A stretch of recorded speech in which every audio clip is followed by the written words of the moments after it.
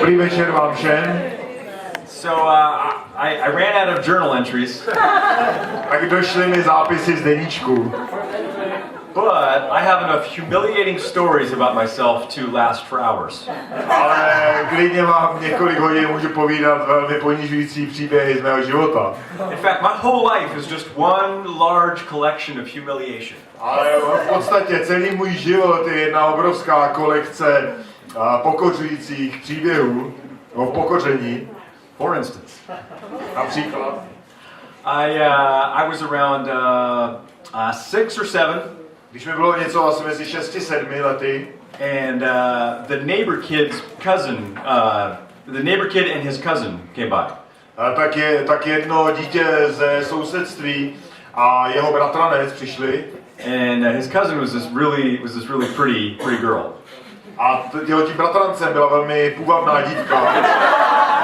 And so I decided I wanted to give her a little gift. A tak jsem se rozhodl, že jí dám takový malý dáreček. So the only thing I had to offer was this single pink rose growing in the backyard. A tak jediné, co jsem jí mohl nabídnout, byla jedinečná růžové barvy růže rostoucí v naší zahradě. Byla tam jediná. That was full of bugs. Která byla plná brouků. And so I cut the rose off with my fingernails. Tak já jsem svým nechtem uřízl tu růži. And I had my friend bring it to her cousin. A nechal jsem mého kamaráda, aby jí to přinesl. I was very nervous. Byl velmi nervózní. And a few minutes later, she came around the fence. A po několika minutách ona šla kolem plotu. And I was so overwhelmed with panic. A já jsem byl tak úplně sražen panikou And fear. a hrůzou, That I literally did not know how to respond to her. že jsem skutečně nevěděl, jak s ní mluvit, jak na ní reagovat. She didn't even say anything. Ona ani nic vlastně neřekla. She just had the wilted rose in her hand. Ona jenom měla tu uvadající růži ve své ruce. And I was so overwhelmed Já jsem byl tak úplně přehlcen, that I pretended to be insane. že jsem předstíral, že jsem blázen. And so I screamed and I howled and I waved my arms around. Tak jsem začal řvát a volat a pohazovat rukama. And I ran around in circles. A utíkat v kruhu. Until she went away. Dokud ona neodešla. I have never seen her since. A od té doby jsem ji neviděl. All right, should I tell another story? Ještě nějaký příběh. This one was more recent. Tak ten následující už je takový čerstvější. It was like 6 or 7 years ago. Asi 6-7 let zpátky. And the apartment complex that we lived in had a laundromat. Had a place where you wash your clothes.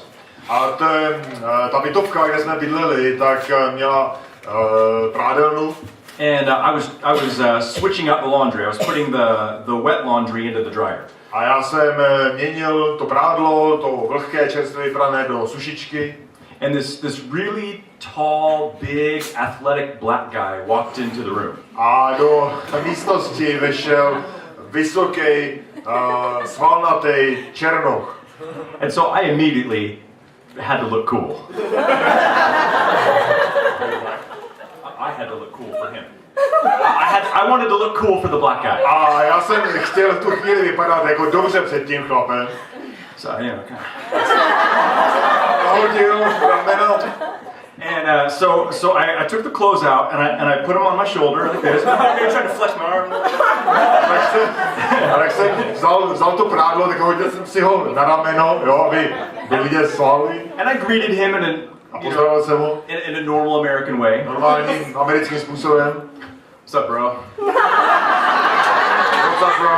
Něco jak je, brácho? And I put the clothes in the dryer. A ty věci jsem dal do té sušičky. And then I turned around to make conversation with Tak him. jsem si říkal, tak popovídáme si, mluvil jsem s ním. And we exchanged pleasantries. A tak jsme si vyměnili pár tak nějakých pozorností nebo věd, tvořilostí, to je ono.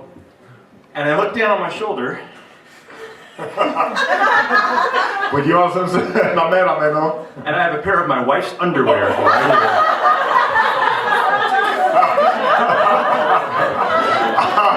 Měl jsem na rameni pár z spodního prádla mé manželky. Needless to say, I did not impress the cool black guy. Rozhodně jsem teda toho muže.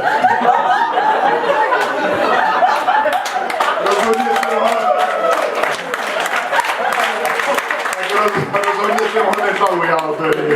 All right. So that's enough for now. More humiliation to come tomorrow.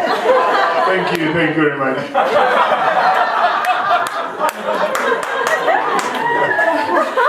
Okay. All right. Here we go. Tak jdeme dále. Okay. So last night I made the statement. Tak včera večer jsem vám řekl něco, That you were made for glory. že vy jste byli stvořeni pro slávu. I argue that your soul was created to be spellbound by majesty. A řekl jsem vám a podložil jsem vám, že vaše duše byla stvořena, aby byla uchvácena mocí nebo vrchností, dejme tomu. That you were created to be captivated by beauty. Že jste byli stvořeni tomu, aby jste byli pohlceni krásou. I said that you feel most alive A řekl jsem, že se cítíte nejvíce živi, when you are enjoying something so captivating když zažíváte něco ohromujícího, pohlcujícího, that for just a moment you forget that you even exist. že v ten moment úplně zapomenete, že existujete. And I argue that the reason why you are like that A já vám říkám, že ten důvod, proč takový jste, is because God made you to feel that way about Him. protože Bůh vás stvořil, abyste takhle poznali, abyste se takhle cítili před ním. You see all the sights and sounds and smells that stagger your soul. A všechny ty zrakové věmy a čich a to vše doslova napíná vaši duši. Are just a tiny little glimpse of what God is like. A to, co vše vlastně takhle obepíná vaši duši, je jenom takový drobný záblesk toho, co s ním může udělat Bůh. You see, even the best of what this world has to offer are but shadows. A to i vše to nejlepší, co může tento svět nabídnout, v porovnání s tím je jen stín. But God is the substance. Protože Bůh je tou podstatou. All those things are like little appetizers. To vše ostatní jsou jenom takové malinké předkrmy. But God is the feast. Ale Bůh je tou hostinou. Even the best of what the world has to offer is like little drops. Ale i to největší a nejlepší, co svět může nabídnout v porovnání s tím, je jenom taková malinká kapička. But God is like the ocean. Ale Bůh je jako oceán. You see, you need to know that you are people created in God's image. A vy potřebujete vědět, že jste lidmi stvořenými do Božího obrazu. You live in the universe that He created. A žijete ve vesmíru, který On stvořil. His divine fingerprints are on your soul. Jeho božské otisky prstů jsou na vaší duši. You can't get away from that. A od toho nemůžete utéct. You can't change who you are. Nemůžete změnit, kým jste. You see, you are made by God for God. Byli jste stvořeni Bohem pro něj, pro Boha. And what I want to tell you again tonight is something a little different. A já bych vám rád dnes večer řekl něco ještě trošičku jiného. See, not only were you made for glory, Nejenom to, že jste byli stvořeni pro slávu, you were made for satisfaction. byli jste stvořeni pro zadosti učinění. You were made for pleasure. Byli jste stvořeni pro potěšení. And my guess is that you already know that. A můj odhad je, že vy už to dávno víte. You see, everyone who has ever lived, Že každý, kdo kdy žil, and everyone in this room každý v této místnosti lives their life for one thing. žije svůj život pro jednu věc. To find something that satisfies their soul. Najít něco, co naplní jeho duši, vaší duši. In fact, you are on an endless and passionate quest to find the most satisfying thing in the universe. A vy, každý z vás, jste na vlastně cestě hledání nalézt tu největší, nejúžasnější věc celého vesmíru, to, co vám dá největší zadostiučinění. And the question is, do you know why you are like that? A otázkou je, víte, proč jste takový? I'll tell you why. Já vám povím, proč. It's because God himself gave you those desires to be satisfied. Je to proto, že Bůh sám vám dal tuto touhu po naplnění. You wake up every single morning with a thirst in your soul.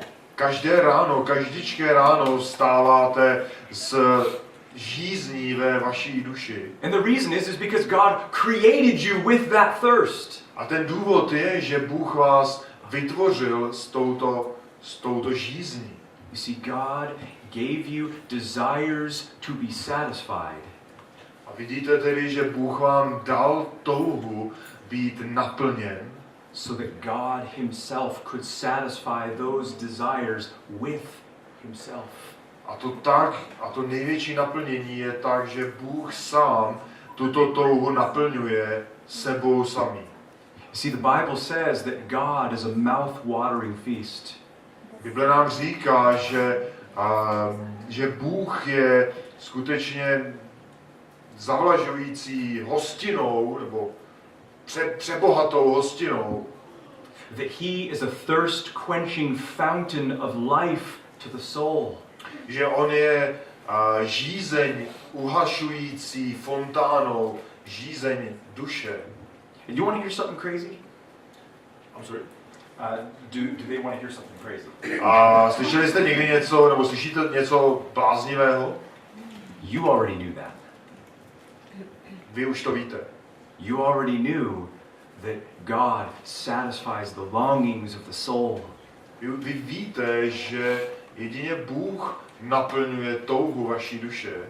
You already know that even the best of what this world has to offer still leaves you empty. Vy víte, že to nejlepší, co svět nabízí, vás stále stejně činí prázdný.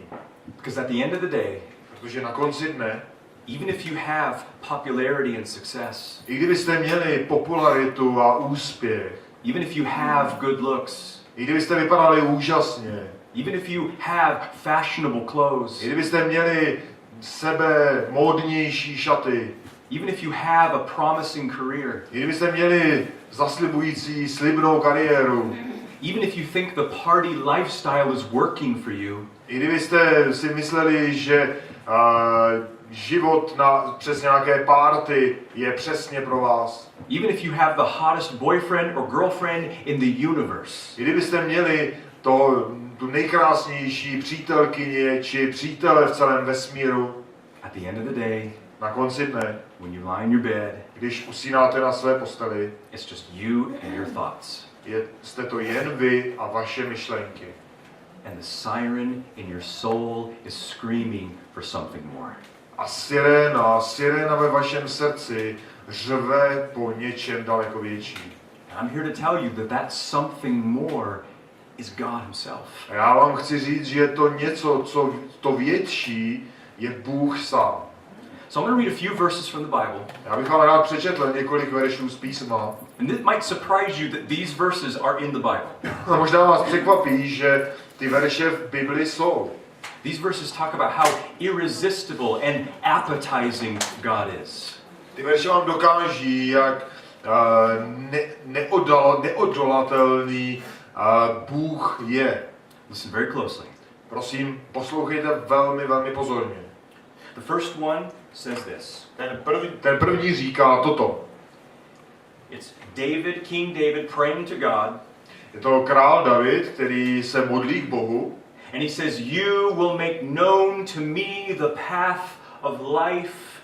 In your presence is fullness of joy. In your right hand there are pleasures forever." A provolával k Bohu toto. Dáváš mi poznat stezku života. Hojnost radosti je tvá přítomnost. Ve tvé pravici je věčné blaho. Now, did you hear that? Slyšeli jste to? Pleasures forever. Hojnost, radost navždy. Fullness of joy. Plnost radosti. I don't know about you, but that sounds really good to me. Nevím jak pro vás, ale pro mě to vypadá velmi dobře. There's another one. Ještě další. Psalm 3:40. It says, taste and see that the Lord is good. How blessed is the person who takes refuge in him. Okuste a vyste, že Hospodin je dobrý. Blahoslavený je muž, který v něm hledá útočiště. Did you hear that? Slyšeli jste to? Taste and see. Okuste a vyste. Pohleďte. There's another one. Ještě jeden, další. Psalm 36. It says, it's speaking to God, how precious is your loving kindness, O God. And the sons of men take refuge in the shadow of your wings. They drink their fill of the abundance of your house, and you give them to drink of the river of your delights. For with you is the fountain of life. In your light we see light. Jak vzácné je tvé milosrdenství, Bože. Synové ličtí hledají útočiště ve stínu tvých křídel. Cítí se tučností tvého domu. Napájíš je proudem svých rozkoší. Neboť u tebe je pramen života. Díky tvému světlu vidíme světlo. There's another one. A je zde i další. Listen very closely. Velmi podobný. As the deer pants for streams of water, so my soul pants for you, O God. My soul thirsts for God, for the living God. When shall I come and appear before God? Jako laň dychtí po vodních tocích, tak má duše dychtí po tobě, ó Bože. Má duše žízní po Bohu, po živém Bohu. Kdy předstoupím, abych se ukázal před Boží tváří? And I know you get the point, but I'm going to give you one more. A vím, že chápete to jádro, ten význam, ale ještě jeden vám dám. And the reason why I'm giving you so many verses A ten důvod, proč vám dávám tolik veršů, is because so many people have all these assumptions about what God is like. protože tolik lidí má tolik představ o tom, jaký je Bůh. Many assume that he's this gloomy, stingy, tight-fisted tyrant. Někteří si myslí, že to je nějaký zasmušilý, zapšklý tyran. And that he wants you to be obedient, but miserable. Který chce, abyste byli poslušní, ale zničení, ale zklamaní, marní. And that he wants you to grovel for his forgiveness. Abyste prosili, abyste žebrali o jeho odpuštění.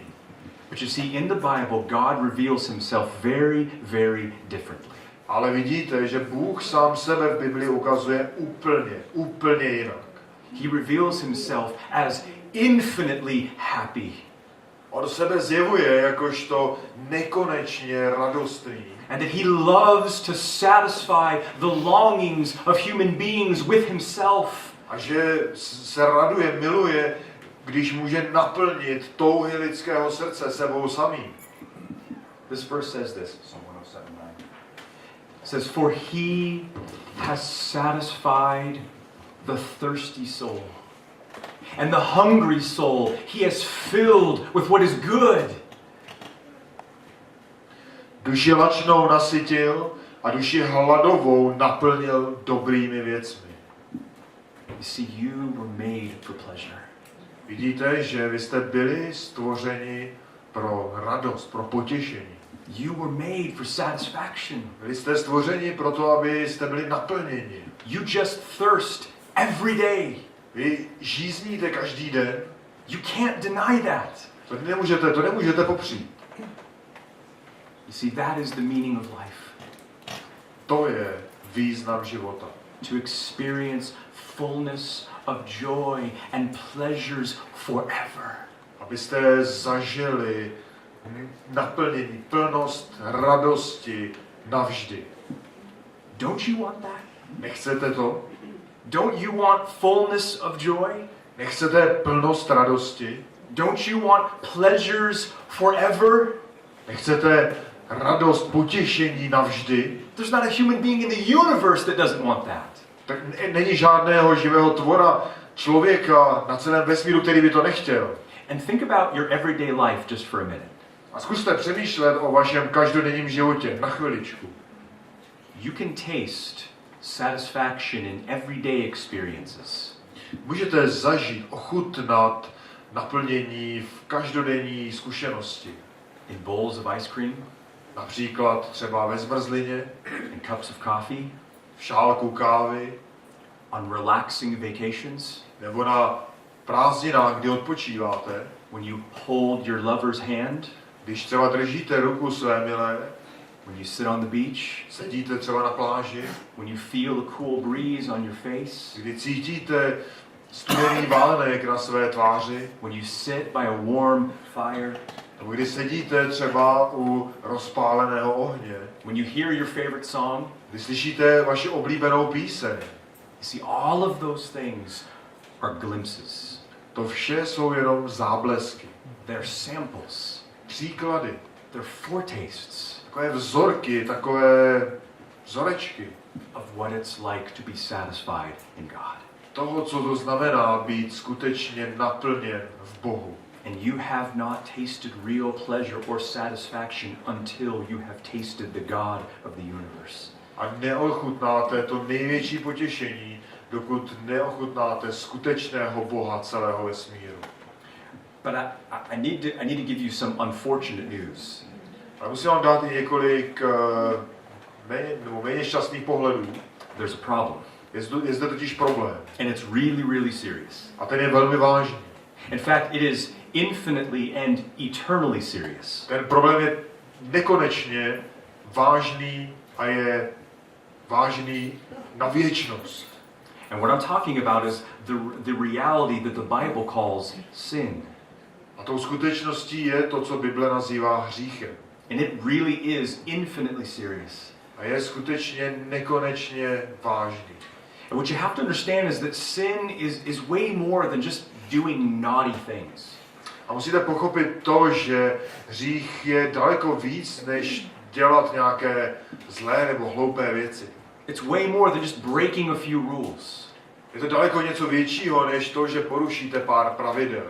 No, you see, sin is a virus of the soul. Hřích je virus duše. And every human being is born with it coursing through every action. A každá lidská bytost je zrozená tak, že toto prorůstá každým jeho skutkem. Every motivation, Každou motivací, every thought, každou myšlenkou, every desire. touhou. And you might know about sin. A možná víte o hříchu, And you might even believe that you commit sins. možná i věříte tomu, že hřešíte. But I really fear that most people do not understand Ale já se skutečně obávám toho, že většina lidí nerozumí the essence of what sin is. té podstatě toho, co hřích je. You see, you have to understand that sin is taking something that's not God. Musíte pochopit to, že hřích je, když vezmete něco, co není Bůh, and it's loving it and worshiping it and trying to be satisfied in it as if it were God. a snažíte se to milovat, nalézt v tom zadosti učinění, uctíváte to, jako by to byl Bůh. And you think about the newspapers that you see every day. Pomyslete třeba na noviny, které vidíte každý den. And the kinds of things you see in the headline. ty věci, které vidíte v titulcích. You tell me, I want to hear from you. What are some of the crimes that you see in the newspaper? Co jsou třeba ty zločiny, které vidíte v novinách? Murder, Vražda,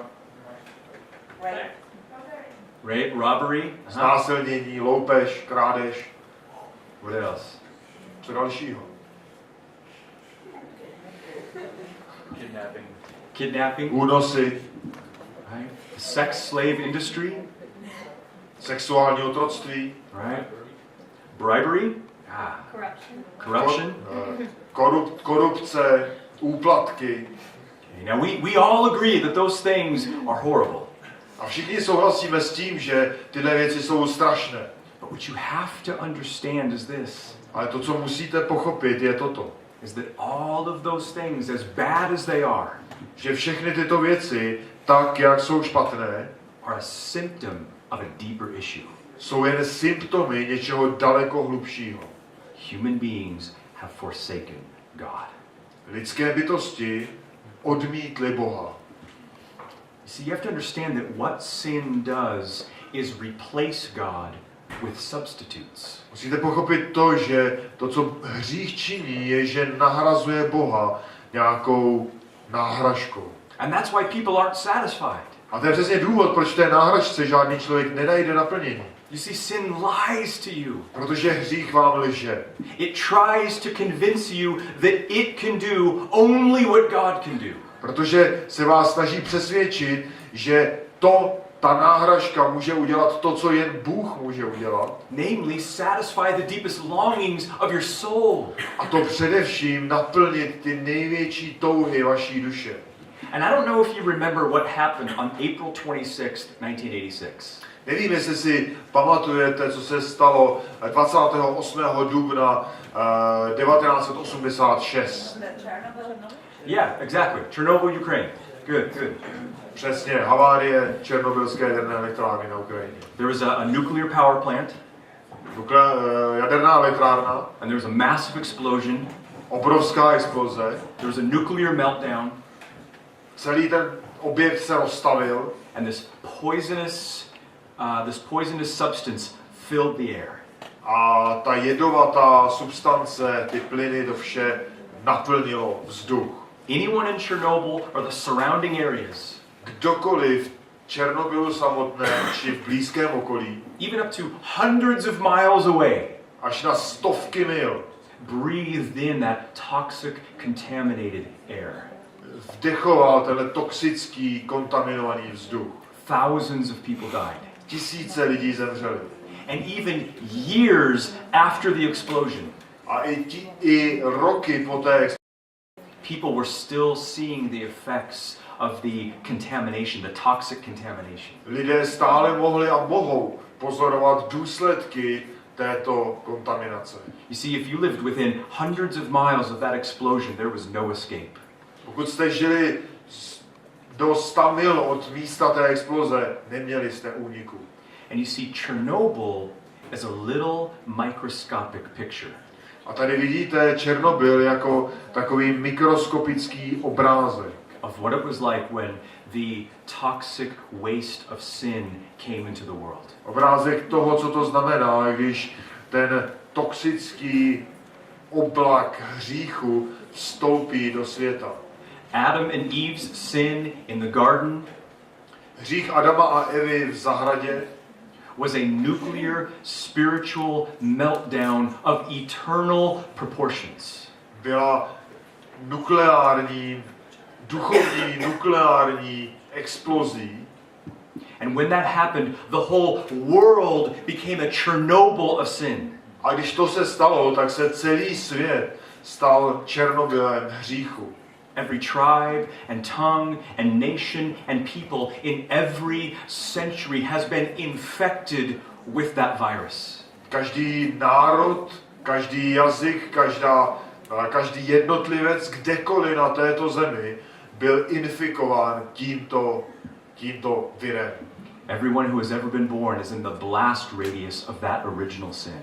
Každý člověk, který se kdy narodil, je ozářen tím původním hříchem And there is no escape. a není před tím úniku. You see, you were made for satisfaction. Tak vy vidíte, že byli jste stvořeni pro naplnění, pro zadostiučinění. And sin is why you are not satisfied. A hřích je tím důvodem, proč nenacházíte zadostiučinění.